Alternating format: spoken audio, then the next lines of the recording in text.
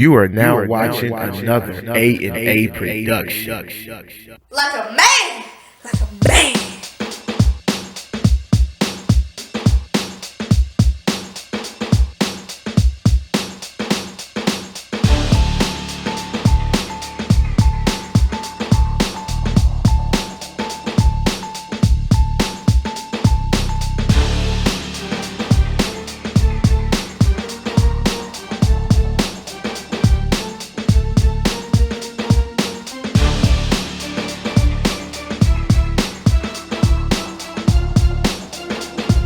Hey, now. Focus on the people that support you and don't worry about the ones who don't believe in you and don't listen to them. Some people may not support you at first. Those people could be family or friends. The one reason they may not initially support you is because what you're doing may be unconventional. So they advise you not to move forward with being an entrepreneur. In their eyes, they're protecting you from failure. Just assure them that it will work out and that it'll be okay. See, when you first start your business, there won't be many supporters. I guess they're waiting to see what you're gonna do and how passionate you are about what you're trying to do.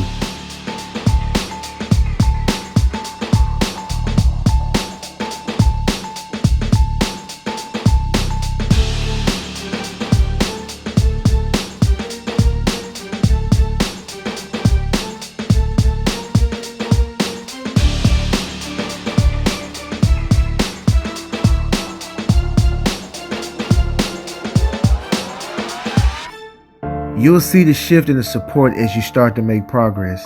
Once you take your new venture seriously, so will everyone else. I know you're looking for a validation. We all do. We put our before and after pictures on social media, and to our surprise, we get little to no likes from family and friends. But look at it this way, you don't get paid for likes. Trust me, they see your post on social media and they see the progress. Support can come in many forms. Someone orders a service, that's support. A customer tips you, that's support.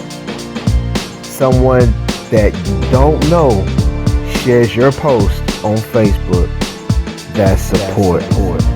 Just focus on doing your best and support will come.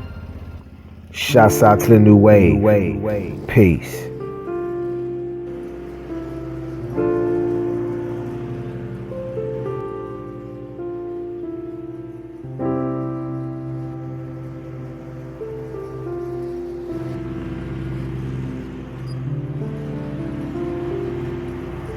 Hey, now, Anthony with A&A Professional Services.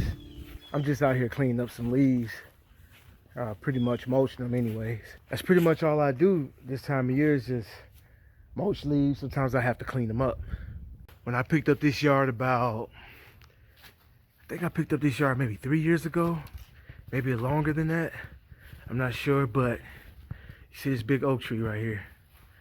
So every time there's a heavy rain or it gets like freezing cold, it just dump leaves.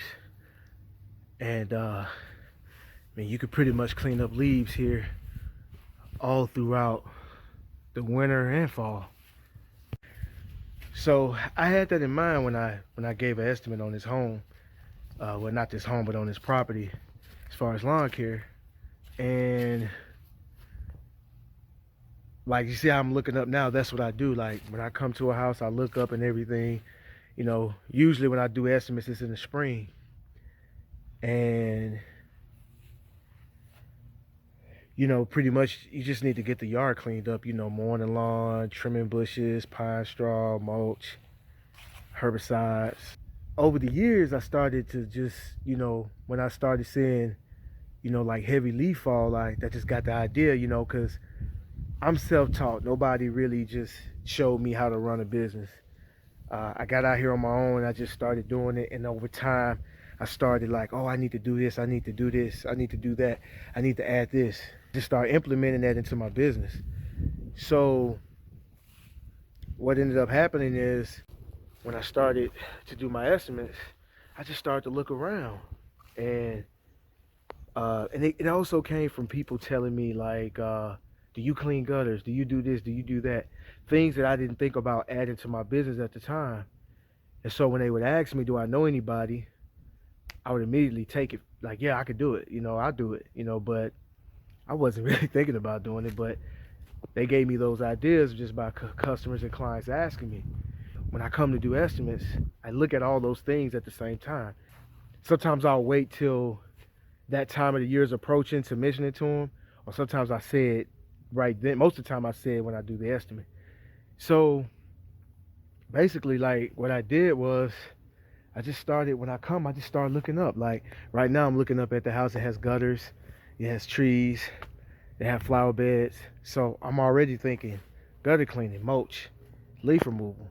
Once I pick up the yard and they decide how often they want it cut, I tell them, I say, hey, now I'm gonna come every 2 weeks, but in the fall and winter, do you want me to just keep coming year round? That way I can pick up sticks, leaves, and all that stuff, and it'll just be a maintenance thing. It won't be something that I'll have to do like on a whole cleanup.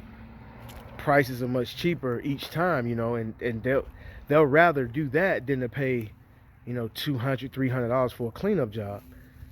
And that's a good way to keep yourself busy when the winter months hit. And most of them will say, yeah. Then I also throw in the gutter cleaning. I also throw in the gutters, and it's like, if you can see right here, like this house, this is the house I'm working on right here.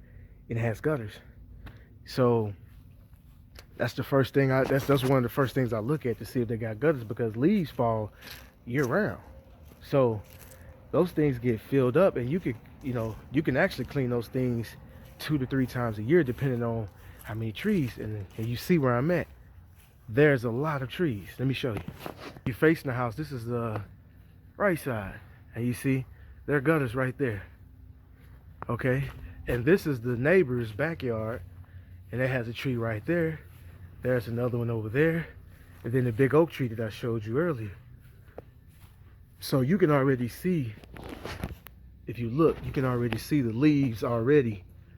You see? They're already collecting. So that's something to consider. You keep your eyes open and always be thinking. There's so much you can do. Stop waiting on people to call you. Make these things happen for yourself. This is just a few things that that I do to keep myself busy. And I think you guys in lawn care should do the same, man, because it can really slow down during the winter time.